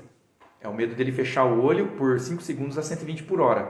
Todo mundo vai ter medo de fazer isso, ou à noite desligar o farol por 2 segundos numa pista acidentada. Ninguém tem coragem de fazer isso em sã consciência, né? Da mesma forma no mundo espiritual. Quem que tem a coragem de fechar os olhos e dizer para Deus, faz o que quiser, pode fazer o que quiser. Não importa, eu não tenho expectativa de nada. Eu não vou interpor expectativa aqui do dia de amanhã. Eu não sei se eu vou começar a adquirir um câncer amanhã. Se o Senhor quiser que eu pegue, tá aberto, cheque em branco. Quem tem essa coragem? Todo mundo tem a inclinação de resguardar. Fala, não, eu creio, Senhor, mas aumenta a minha fé. É sempre essa frase, né? Eu creio, mas aumenta a minha fé, porque eu sei que eu não estou crendo do jeito que o Senhor gosta. Eu sei que eu estou falando que eu quero a tua vontade. Venha a nós o vosso reino. Só que a gente fala, venha a nós o vosso reino, com um pezinho um pouquinho meio que para correr já. É sempre assim, né? Seja feita a vossa vontade. Seja feita a vossa vontade, assim na terra como no céu. Só que é meio assim, olhando para o lado, assim, dando uma olhada na nossa vontade. Eu queria ir para lá. Então, seja feita a vossa vontade, assim na terra como no céu. E dá aquela namorada, assim, ó. Tô querendo ir para lá. Essa é a carne. A carne fazendo isso com a gente. É uma desgrama isso. Porque a gente não vai se libertar disso. Que se a gente se libertar disso, é porque a gente morreu e já vai ser julgado. né? Porque Deus não vai Não, tirar. tipo, essa luta é até a nossa morte. Ele não vai Em tirar. relação à concupiscência, as Que nem, más inclinações. se ele tirar, a gente perde o mérito, né? Aí lascou. Então essa é a nossa novela, porque daí a gente sabe que vai sofrer com isso, mas não tem como fazer sem isso. Não tem como ir para o céu se não catar uma cruz e colocar nas costas e levar, porque Cristo aceitou a cruz pacificamente, ficou quietinho, caiu 3 vezes no chão. Mesmo ele caiu, aí todo mundo olha aqui, vamos derrotado, olha, perdeu tudo. Nossa, falou tão bonito aí na sinagoga, olha lá, ensanguentado, caído, seminu, tá todo acabado. Como é que pode uma pessoa assim? Para eles, na visão da época, imagina, a cena é um derrotado. É tanto que o Papa falou isso. Ele falou o pessoal negócio- até interpretou foi que ele foi derrotado, mas ele estava certo. Aos Aos olhos do mundo, de fato. Né? A derrota de Cristo, como é que ele falou? Não, ele falou que Cristo aos olhos do mundo foi Ele derrotado. tirou Foi Ele te dá derrotado. no bolso, né? É derrotado que ele falou, né? É, foi derrotado. Porque ele até fala, ele leva essa bactane. Ou seja, ele fala, pai, por que me abandonaste? Ali é o pior, é o pior momento. Porque ali é onde você vê, parece um O desespero, abandono, né? Parece assim, nossa, aquele mestre tão pacífico que curou a mulher com hemorragia, que tantos anos, ele sentiu que um poder saiu de mim, quem me tocou? Aquele homem que olhava firme, chamou Pedro, de uma vez o Pedro já saiu do barco, falou, vou te ensinar a ser pescador de homem. Aquele mesmo homem está desesperado ali no madeiro romano, ali gritando, por que me abandonaste? Aí o outro falou, ele está chamando Elias. Tinha até um que ouviu mais ou menos ali, pensou que ele está chamando Elias, né? A escritura fala. Ou seja, o povo estava boiando, ninguém está entendendo nada do que estava acontecendo lá. Ele estava Agora, os gritando olhos ali. da graça foi o verdadeiro triunfo, né? Sim. Sobre a morte, sobre o pecado, sobre o demônio. E eu mesmo, eu acho um mistério na hora Os que ele olhos dá da esse fé, grito. verdadeiramente. Os olhos da fé. Eu acho um mistério tremendo ele falar, por que me abandonaste? Porque a palavra por que denota dúvida. E Cristo, sendo Deus, mesmo sendo homem, mas ele é Deus, ele é o Mas o verbo. catecismo ele trata dessa frase aqui, não trata? Trata. A questão do abandono divino. Era como se ele sofresse. Ele era Deus e homem ao mesmo tempo, mas Isso. ele no sofrimento era como se não fosse Deus. E ao Sim. contrário, era como inclusive Deus tivesse saído dele. Ele sentiu o inferno, tipo isso. O abandono de ele Deus, sentiu a condenação que pesava sobre nós. Exatamente. É o pior Você momento. fez maldição. Né? Pá, na hora que cai a mão de Deus sobre ele, aí ele fala, por que me abandonaste? Porque foi aquele lapso. Ali ele está condenado, ele recebeu a condenação. É a hora que baixa assim, imagina, ele receber todo o peso do mundo nas costas. Ali é forte, hein? Porque ali ele recebeu a condenação mesmo. Ele é como entrar na frente da bala, pior que isso. Entrar na frente da motosserra que está dilacerando a barrigada da pessoa. Fala, não, eu entro na frente e começa a sentir aquela dor, aquela agonia, sem merecer nada daquilo. Do nada assim, ó, de graça, entrar na frente da pessoa. Só porque você não quer que aquela pessoa morra. Fala assim, não, eu não quero que você morra, então eu vou morrer. E ele fez isso de uma forma absoluta e sobrenatural, porque a gente não ia só morrer. A gente ia queimar para sempre. A gente ia sofrer para sempre. Então, olha o que ele fez, né? Ele deu sacramentos, ou seja, ele deu material, instrumentos para a gente ser salvo. Então, este é um testemunho tremendo. Daí ele fala que só Deus pode penetrar no coração e na inteligência humana. Daí se conclui o quê? Que foi Deus que instituiu os sacramentos por obra de Cristo. Que de nossa parte devemos crer com inabalável constância ser Ele também que os administra interiormente. Então, por isso que o protestante tem que entender isso, que o padre, quando ele fala, eu te absolvo em nome do Pai, não é o padre que está falando isso, é só materialmente o padre que está falando. Mas o ministro daquele momento, é Cristo que usou a voz do padre. E aqui não é simbólico. Da mesma forma, aqui eu acho que entra até uma comparação com a Eucaristia. Porque da mesma forma que o padre fala, isto já não é corpo, já não é pão, né? É só acidente, a voz do padre quando fala, eu te absolvo, é um acidente também, porque a voz é de Cristo. É a mesma forma, a mesma palavra que Na verdade, a questão é... Sim, só que assim, na questão da pessoa de Cristo, né? Que quem na verdade está falando isso também, o corpo é Cristo na pessoa do padre. Isso, porque a voz que o padre está usando ali é dele, é o timbre da voz dele, é ele que está falando. Ele pode até achar que é ele que está falando, porque ele tem consciência, etc e tal, mas naquele exato momento, ele sendo legitimamente ordenado, quando ele faz isso tendo a intenção de perdoar o pecado, como a igreja sempre ensinou, quem está falando aquilo é Cristo. Então, assim, é como se fosse o mesmo momento da missa que fala, isso é meu corpo, ali não é o padre que está falando mais. Ele é o próprio Cristo falando. Só que ele está, por acidente, é o padre que está falando, né? Por acidente, é uma pessoa, é outra pessoa com outro CPF. Mas é Cristo ali. E esse olhar, o protestante não enxerga, ele é cego. Ele bate o olho e fala, não, tem nada a ver, não precisa de padre. Ele olha como se fosse ceguinho da Silva, ele não enxerga. Ele bate o olho assim, não, vocês estão loucos. Que, rapaz, isso é farinha, isso é trigo. Por que vocês estão ali adorando isso aí? Isso aí é idolatria. Mas ele não enxerga que a gente não está olhando com o olho da carne. A gente está olhando com o olho da alma, da fé. É a fé pura aquilo ali. A gente É olha porque com eles não certeza. creem na mediação, né? Eles não Tipo creem. assim, eu e Deus direto, né? É. Se fosse algo fácil, assim. E o que é o inverso do que eles condenam em nós. Exatamente. É pior, porque eles falam assim, vocês são doidos, vocês acreditam no homem. Aí fala assim, você é pior. Você tá pior. Exatamente, você acredita que você mesmo Você está acreditando que você, tudo que a gente... merecer todas as graças de Deus, assim, né? A gente está acreditando Só entrarmos pela frente. A gente está acreditando numa constelação de fatores. É do Papa para os bispos, que sem o Papa não tem bispo, né? Sem os bispos não tem padre. Tem toda uma constelação que está tudo amarrado na Igreja de Cristo, que é socialmente visível, etc. e tal. Aí tem os sacramentos. Até chegar no padre para eu acreditar que ali é Cristo. Tem tudo isso aí por cima. Exatamente. O protestante passa por cima de tudo isso aí e fala assim, não, é só eu. Direto, É só eu, não tem Só Papa, eu. não tem bispo, não tem nada. Eu e Deus somos aqui a xará, não tem essa não. É nós. Vai nessa. Já era. Olha a Torre de Babel de novo, querendo subir. Orgulho. Olha a torre querendo subir. E quando a gente viu como que Deus se comporta quando o homem tenta fazer coisa sozinho, né? Tentaram fazer uma torre para chegar no céu. Deus já se irou contra isso e falou, não, vou confundir todo mundo também de castigo. Condenou o homem à tradução. A gente foi condenado à tradução. Aí o que acontece? O protestante ele está tentando fazer uma torre de Babel espiritual, que é pior do que a da torre de Babel, porque pelo que conta na história, a torre era a torre, né? Era uma tentativa assim, visível de alcançar o poderio. Agora, aquele que fala que se confessa com Deus e que tem uma comunhão com Deus direta, ele está fazendo uma torre espiritual entre ele e o céu, uma ponte direta. Como que você pode ter uma ligação direta com o céu? Da onde que tirou isso? Com base em quê? Ela não, tirei da Bíblia. Assim, meu Deus, mas quem te ensinou? Não, eu li. Então, peraí. Você está sendo o fiador de si mesmo. De si mesmo. Você é o próprio fiador para fazer essa compra aí. Quem é que vende uma casa para um fiador de si mesmo? Assina aí o fiador. Não, sou eu, deixa que eu vou assinar aqui. Não, negativo. Vai buscar alguém que tem crédito. Não, eu tenho crédito, eu me garanto. Não, eu não vendo casa para ninguém. Nem alugar não aluga. Imobiliário não aluga casa sem fiador. Então, como é que você fala com o Criador, que é a autoridade das autoridades, para ter a graça, né? Então é um absurdo. Então aqui quanto... o ministro divino é o próprio Cristo, né?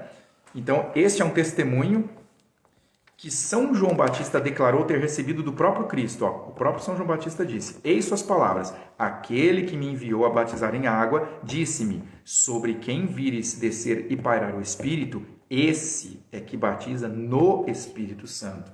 Olha que São João Batista é um dos maiores exemplos de humildade, né?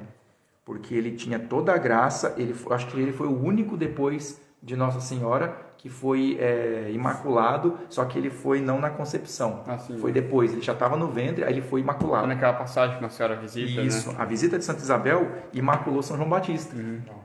Na verdade, a dúvida que São Tomás levantava era se era a mesma coisa com ela, se tinha acontecido mais ou menos como ela, tipo assim, ela nasceu, aí ela foi purificada, ou antes, na concepção, na hora que Deus idealizou Nossa Senhora e pensou ela, se foi isso, aí ficou essa dúvida, mas São João Batista já foi ali.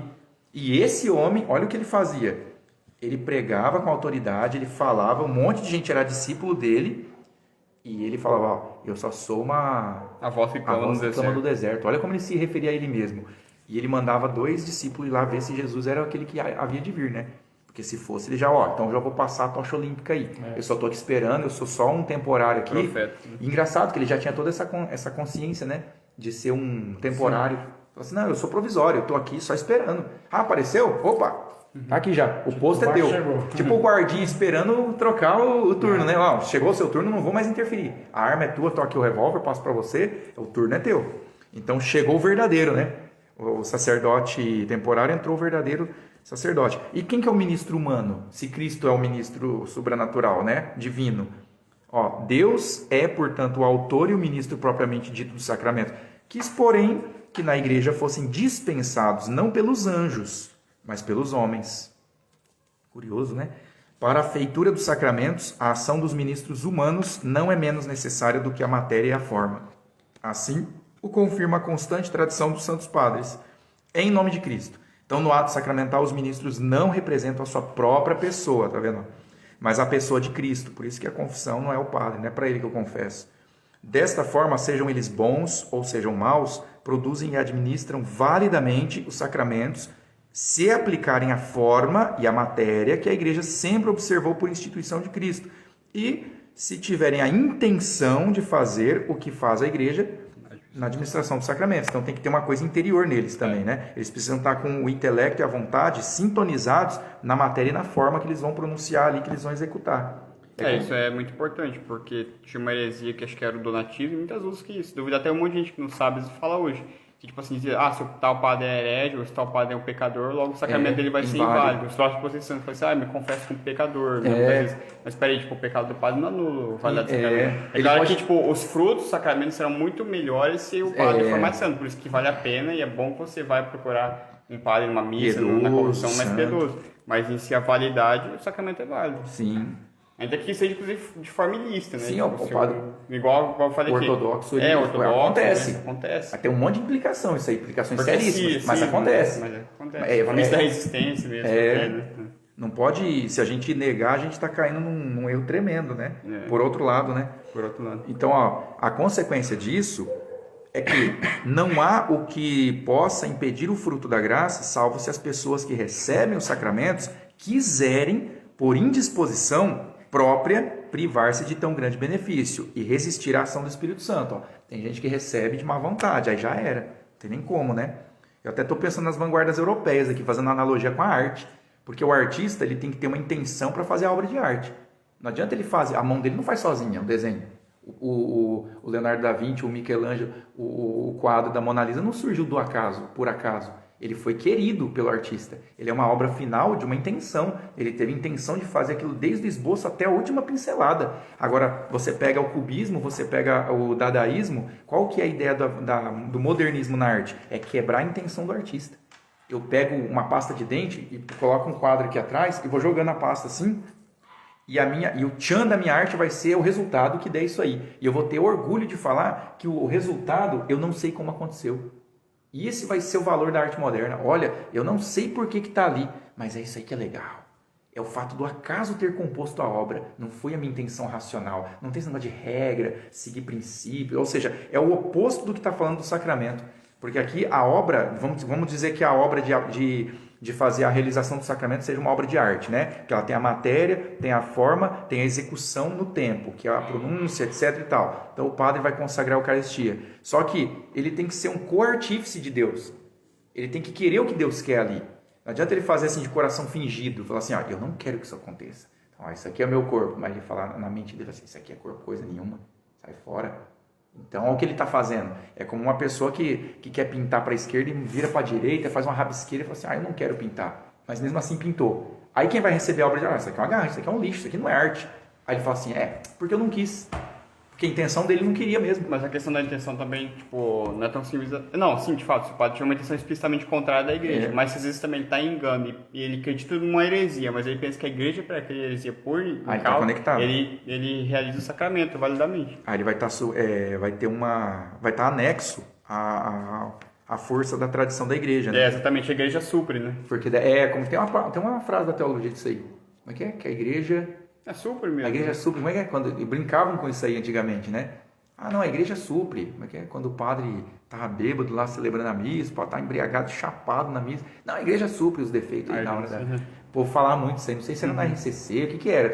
Rolou aqui na época aqui, nos acampamentos. O Carlão Arminha falava muito isso aí. A igreja supre.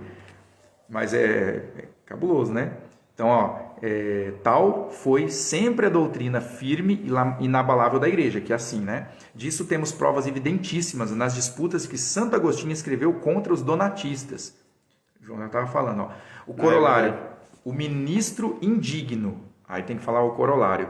Se pretendemos também testemunhos da Escritura, ouçamos as próprias palavras do apóstolo. Eu plantei, diz ele, Apolo regou, mas quem fez crescer foi Deus. Por isso, o que vale não é quem planta, nem quem rega, mas Deus que dá o crescimento. Olha que analogia legal. Desta passagem se infere, ou seja, se conclui, com bastante fundamento, que assim como as árvores não impece a maldade daqueles que as plantaram, assim também não contraem nenhum dano próprio os que foram incorporados em Cristo pelo ministério de homens indignos e pecadores. Então, a árvore pode ter sido plantada por Hitler, mas vai nascer o mesmo pé de laranja que o São Francisco de Assis plantou. Sim. Os dois plantam a mesma semente. Olha o que tem a ver a intenção, a maldade do Hitler, né? E a bondade de São Francisco de Assis. A semente vai germinar objetivo em si, né? Porque quem faz acontecer é Deus ali, independente da indignidade ou dignidade do sacerdócio, do ministro daquilo. É interessante isso aqui também, né?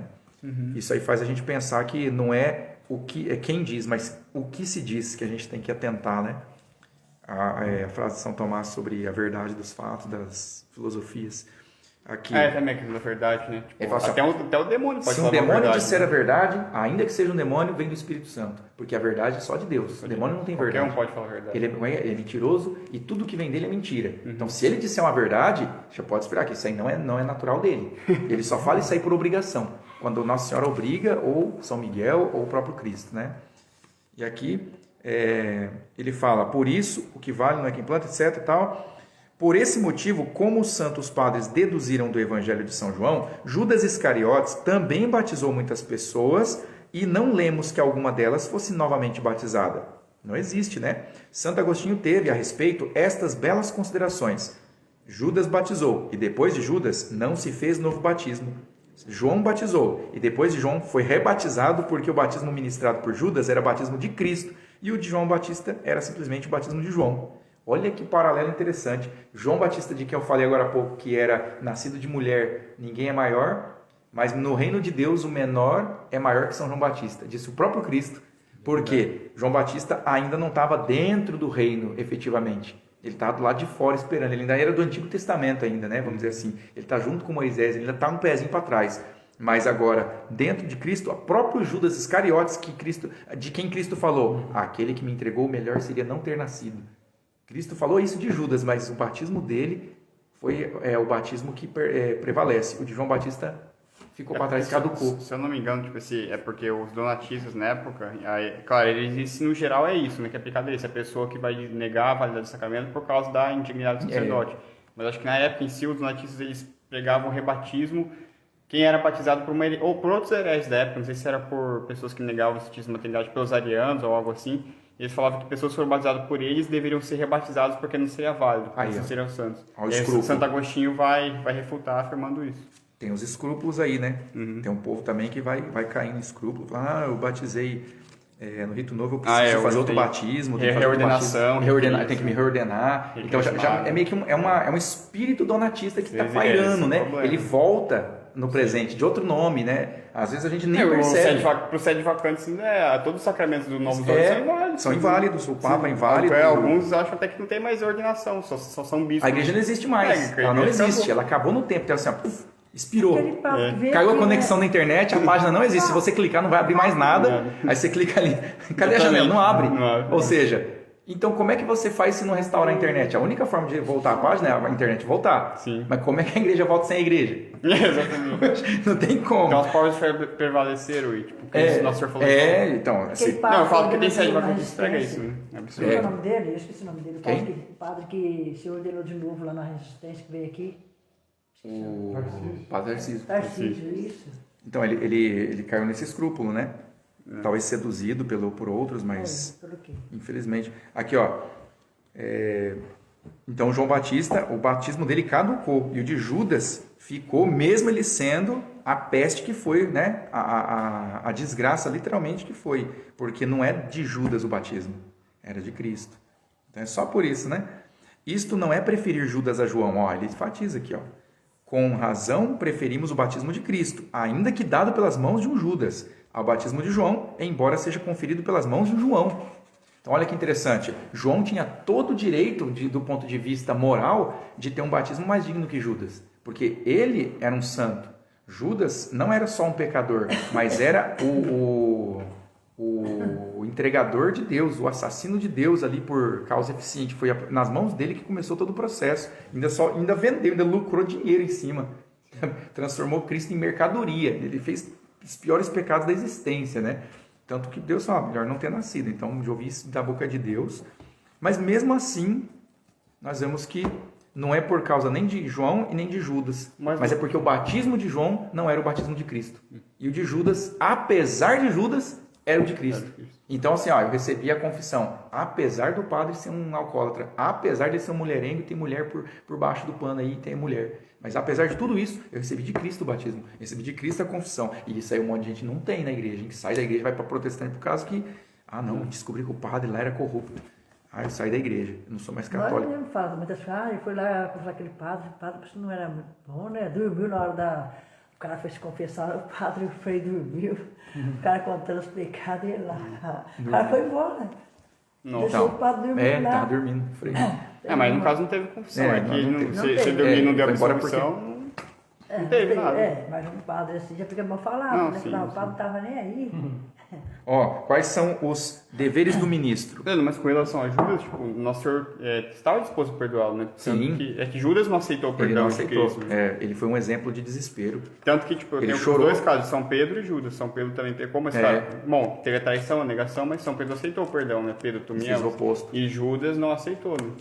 Ele não aceitou de Ele jeito jogou nenhum. as moedas Por isso fora. que Ele jogou o dinheiro, devolveu, aí Ele arrependeu. ele tentou jogar o dinheiro lá. Aí ele falou assim, eu não vou pegar esse dinheiro, não, isso é preço de sangue, sai fora. Os próprios, eu não sei se é fariseu que deu lá. E foi no tempo. devolver, né? O dinheiro. Foi devolver, ele foi lá, não, toma aqui, não quero mais. Devolvi, fiz coisa errada. Eu entreguei um inocente, era inocente. Aí ele falou assim, eu não tenho nada a ver com você, e esse dinheiro joga guarda pra você, dinheiro preço de sangue, isso aí. Você é amaldiçoado. Os próprios do templo falaram isso aí pra ele. Aí ele pegou e desesperado, ouvindo isso aí, piorou. Aí que ele se desesperou mais ainda e correu. Aí ele foi atrás da morte, buscar a morte e vamos dizer assim, Judas, imagina, né? É que, não sei, não faço ideia do que ele sentiu enquanto homem, enquanto ser humano, ao tomar consciência do que ele tinha feito. Assim, poxa vida, era Deus e eu entreguei. Eu sou aquele de quem ele falava há tanto tempo, um de vós há de me entregar, então era de mim que ele estava falando, era eu o tempo todo, e eu não flagrei, Satanás entrou em mim, me pegou, então eu sou do diabo, então eu estou perdido, então não tem esperança para mim. Mas só que Judas não traiu Jesus naquela hora na Santa Ceia, ele estava de antes, já estava... Então, Cristo falou, o que está, o que tens para fazer, faze-o logo. Aí todo mundo pensou que era para ele cuidar da bolsa, para cuidar da tesouraria. Aí ele saiu correndo. Aí os apóstolos ficou, não, ele foi mexer lá na bolsa. Mas Cristo já estava falando, ou seja, mas em casa, nenhuma heresia surge dele, assim, ou vou cometer uma heresia agora do nada, não é? Aceitando em casa também, com o povo dele, a familiar, já estava falando, não é, estou junto com eles lá, mas não estou aceitando essas coisas. Então, mas é que nem nos filmes que a gente vê assim de gladiador, filme de luta, quando alguém que é do bem começa a ficar do mal, você vê que não é num episódio só, assim, uma cena que ele fica do mal. Ele começa a ter umas deixas assim de um olhar esquisito, no outro dia vai afunilando aquilo, vai se intensificando, até que eclode assim, o momento da traição. Sempre tem aquele momento que fala, agora traiu de vez. E matrimônio é a mesma coisa, não é a traição assim, começa com uma conversa, começa com um namorico escapando, depois pula a cerca, depois vem a traição. Nada é assim. O próprio professor Orlando falava, não tem nenhum santo que surge sozinho. Tem que ter um outro santo que puxa ele e vai guinchando, né? Porque geograficamente não existe montanha num plano. Assim, até os Três Morrinhos aqui, a gente está no Arenito Kaiowá, aqui o solo é plano, mas quando você vai para a Terra Rica, você vê que tem 3 morrinhos, não é um morrinho. Até ali você vê que tem que preparar para ter o maior deles. Então, o santo, ele vem sempre preparado. A heresia é a mesma coisa. A heresia começa com uma pequena negaçãozinha aqui, uma duvidazinha ali. Daqui a pouco aquilo vai tomando forma. Aí vem uma apostasia, vem um cisma, né? O protestantismo não nasceu com o Lutero. Ele estourou com o Lutero, né? Ele explodiu com o Lutero no tempo. Mas o Lutero, ele tinha leituras do Ockham, ele já tinha leituras do Duns Scott, que preparavam o modernismo. Sim, mas lá no caso atrás. também, tipo, não dá pra negar, no caso do Scott mesmo, não dá pra dizer também que tinha uma malícia escrever aquilo. É que talvez o foi Scott, intelectual. o Scott... Tanto que vai defender Immaculada Conceição. Sim. Mas não, sim, o que ele fala é errado, a que- questão da filosófica lá, o escotismo. Né? Ele tinha uma É negação da analogia. né? Ele negava analogia, Analogia. ele achava que não dava para chegar por esse caminho. E ele preparava, o próprio... Tem uma Não, mas de fato catequese de Bento XVI que fala que ele é o mentor do modernismo. Não, tipo, mas de fato ele tá errado na sua filosofia, só que assim, eu quero dizer que, tipo, ele era alguém que era fiel à igreja, apesar Sim, de tudo, é. e se errou, ele errou não por malícia, né, diferente do Lutero. no caso. Ele não demonstrava querer ser um herege. né? Exatamente. É que ele foi... Tinha uma vida piedosa e tudo. Porque por isso também que às vezes até um santo pode errar também em Sim, questão de essa é uma espirituais, prova de né? que Uma prova. o próprio Thomas More, os livros dele são péssimos Essa para a peça fé. uma utopia lá. Não, É horrível. E aí, só que ele é um santo tremendo, Porque ele porque defendeu o matrimônio, foi martirizado, né? você vê, No caso do rei Henrique VIII. aí faz a gente separar os bois, né? Separar as coisas. Não, santo não é magistério. Exatamente. Santo não é doutrina da igreja. O santo é exemplo de virtude heróica. É exemplo de você olhar assim, se inspirar. Olha, se ele conseguir uma coisa dessa, eu também quero isso na minha vida. Do jeito que Deus quiser. Eu não vou fazer igualzinho a ele, mas eu quero que Deus faça em mim do jeito que ele quer, né? que eu seja um mártir, que eu seja um herói na fé, mas... Tanto que, tipo, também na época do Papa de Avião, São Vicente Ferrer defendeu o Papa que não era Papa, que era errado. Mas queria acreditar firmemente que era Papa, e na época até poderia, né? Porque era confuso. Então, não necessariamente vai estar certo 100% o santo. Então, aqui, ó, a gente viu os deveres, né, do ministro. Ouvindo tais verdades, não cuidem os padres e outros ministros dos sacramentos, que basta só atenderem ao modo de ministrá-los validamente, pondo de parte a correção de costumes e a pureza de consciência. Sem dúvida, é necessário atender cuidadosamente às condições de validade, mas nisso não está tudo quanto pertence ao exercício de tal ministério. Está vendo que não basta você recortar o miolo, que é o essencial. Você também precisa ver os acidentes que fazem parte de uma substância. Porque existe todo um contexto ali que tem que ser verificado. Ó. A pureza de consciência tem que ser alimentada. Então, a catequese, a instrução dos fiéis, faz parte de você ter o sacramento. Da mesma forma, a missa, né? A missa, para ela ser válida, tem que ter a matéria e forma do sacramento, mas também tem que ter um ato penitencial digno, tem que ter uma glorificação digna de Deus, tem que ter uma meditação, tem que ter contemplação de Deus, tem que ter uma... Não, para ser válido, não, para ser mais frutuoso. Ou seja... Você receber o sacramento ou contemplar a missa com mais disposição. Para você ter a missa, você não tem só o... Você não tem só o... O necessário para a validade, né, do sacramento. Como é que é a missa? É porque tem missa, rito e liturgia. Tem 3 coisas distintas. Então, não tem só a missa. Tem o rito da missa, todo o rito, tem que ter o rito liturgia, da missa e tem que ter a liturgia. Porque a missa tem que ser pública. Sim. Então, não basta o padre quietinho, vou fazer uma missa aqui. Da cama dele mesmo, ele faz ali. Não é assim. Então, tem que ter todo um contexto, tem que ter as condições que vão incorporar no sentido assim de plenitude mesmo, né? Falar assim, eu não posso ter só o braço esquerdo, eu tenho que ter o direito. Não porque se eu não tiver o direito eu não sou eu, não é isso. É uma questão de plenitude. Para eu ser pleno, eu tenho que ter os 2 braços, porque Deus me pensou com 2 braços, não com um só. Então, aqui, a formação também, né? Então, a gente pensa assim, o apostolado, a missa tem que ser digna de Deus, né? Tem que ser digna, mas não basta a missa. A missa em si mesmo, ela não vai salvar em si, se ela não tiver aquilo que vai sustentar a manutenção da missa. Né? Tem que ter a manutenção da missa para que ela seja promovida enquanto evento. É preciso que os promotores do evento estejam imbuídos da ideia que aquela missa traz. Então isso aí são o quê? A pureza de consciência e correção de costumes. Porque se você não tem um costume cultural, não adianta. Tanto que, tipo, o Código Canônico, ainda que seja válido, o Código Canônico proíbe em si o padre de rezar uma missa em pecado mortal, de comungar, mesmo assim. Sim. Ele coloca só uma exceção, no caso, que seria extremamente necessário, ele pode comungar em pecado mortal, mas ele tem que procurar o quanto antes se confessar e normalizar a situação espiritual dele. Sim, é muito importante isso. Porque, de fato, vai trazer menos frutos e graça para os fiéis, né? Ainda que o sacrifício objetivo ocorra. Sancta sancte. O que é isso? Ó? Continuamente devem eles lembrar, os padres, né? Devem os padres lembrar-se de que per si... acho que está falando com a gente. Devem eles lembrar-se de que per si os sacramentos nunca perdem a virtude divina que lhes é inerente, mas que acarretam a ruína e a morte eterna de quem os ministrar com a consciência pervertida. A força é inculcar e repetir sempre de novo. Coisas santas só devem ser tratadas com santo respeito. Então, aqui é a questão da liturgia também, né?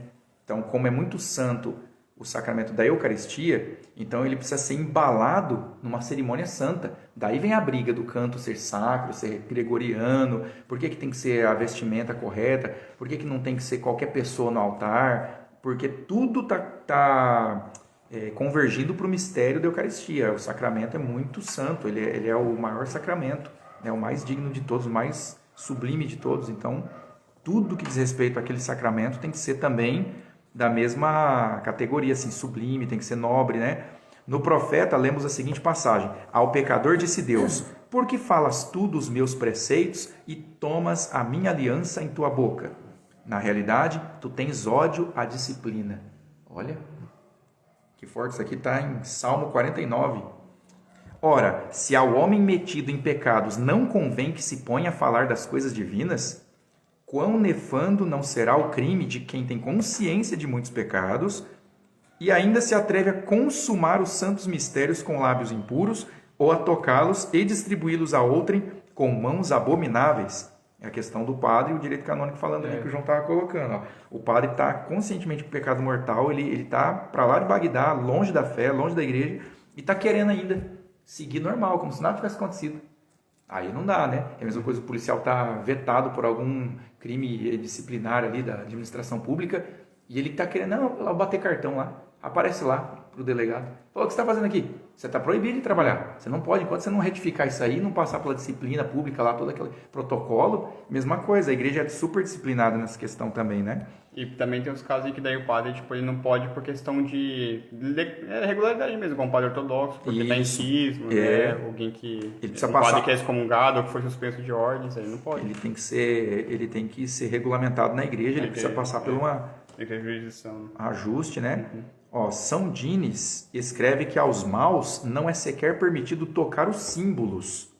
Aqui, de Eclésia e Hierarquia, a obra. Assim é que ele chamava aos sacramentos, os símbolos, tocar os sacramentos.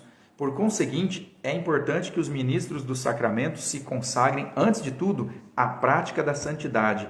Preparem-se para administrar os sacramentos na pureza de consciência. Exerçam-se de tal modo na piedade que, com o favor de Deus, possam, pelo trato e frequência dos santos mistérios, alcançar dia por dia graças cada vez mais abundantes. Então é texto e contexto, né? Não basta você estar diante de um sacramento, você tem que estar no clima sacramental, você tem que estar psicologicamente sacramentado também. Então não basta você simplesmente estar... não, eu vou ali, o batismo é santo, vou santificar, ou então vou crismar, ou vou receber a comunhão. Tem que ter as disposições. Né? Você tem que estar na disposição que é condizente com o valor daquilo. Por exemplo, se eu comunguei em pecado mortal, piorou a situação. Aí lascou, porque daí o que era para ser remédio virou veneno para você. Porque daí você está arrumando brasa sobre a sua cabeça, brasa infernal ainda, né? Porque daí você vai queimar ali. Daí depois, na quinta que vem, a gente vê os efeitos dos sacramentos, que é a graça santificante. Depois, o sacramento da antiga lei, como que era. O caráter indelével, que é próprio de três sacramentos. A dupla finalidade e o escopo da catequese sobre os sacramentos. Daí ele vai dar uma finalizada para depois a gente entrar no batismo. Né? Rezar para terminar. Em nome do Pai, do Filho e do Espírito Santo. Amém. Ave Maria, cheia de graça, o Senhor é convosco. Bendita sois vós entre as mulheres. Bendito o fruto do vosso ventre, Jesus. Santa Maria, Mãe de Deus, rogai por nós, pecadores, agora e na hora de nossa morte. Amém. Auxílio dos cristãos. Rogai por nós. São José. Rogai por nós. Santo Tomás de Aquino. Rogai por nós. Estivemos unidos e permaneceremos unidos em nome do Pai, do Filho e do Espírito Santo. Amém. Salve Maria. Salve Maria.